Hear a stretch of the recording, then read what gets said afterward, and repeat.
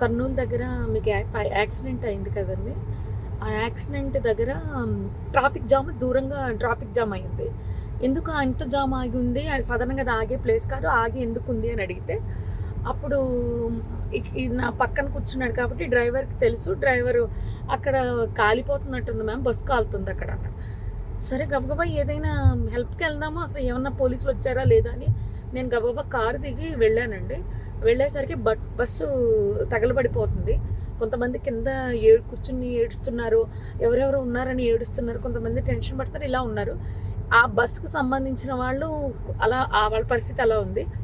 ఇంకా మిగిలిన వాళ్ళ ఫోన్లు అన్నీ కూడా పాపం అందులో కాలిపోయాయి. చాలామంది దగ్గర ఏమీ బయటకు వచ్చిన వాళ్ళ దగ్గర ఏమీ రాలేదు.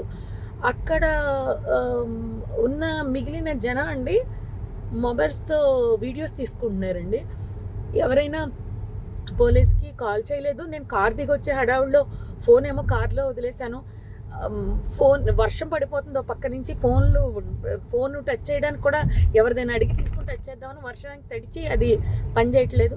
నేను మళ్ళీ గబగబా కార్ దగ్గరికి వెళ్ళి వెంటనే కర్నూలు ఎస్పీ గారికి అండ్ ఎస్బీ ఇన్స్పెక్టర్ గారికి కాల్ చేశానండి. లక్కీగా ఎప్పుడో నెంబర్స్ ఉన్నాయి.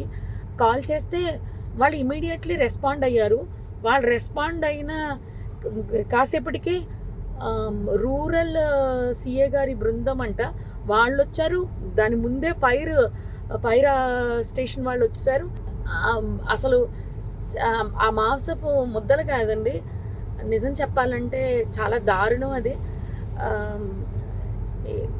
అస్థిపంజరాలు అలా సీట్లలోనే చూసేసరికి అసలు నాకైతే వల్ల కాలేదు. ఎవరైనా ఫ్యామిలీ అండి, చాలా ఆ ఫ్యామిలీ ఎంత బాధపడుతూ ఉంటారో, చాలా బాధాకరం అండి. ఎవరు కాపాడడానికి అవకాశం లేదు. నిజం చెప్పాలంటే పోలీసులు రాకపోయింటే చాలా ఇబ్బంది పడిపోదాము. హెవీ ట్రాఫిక్ అండి.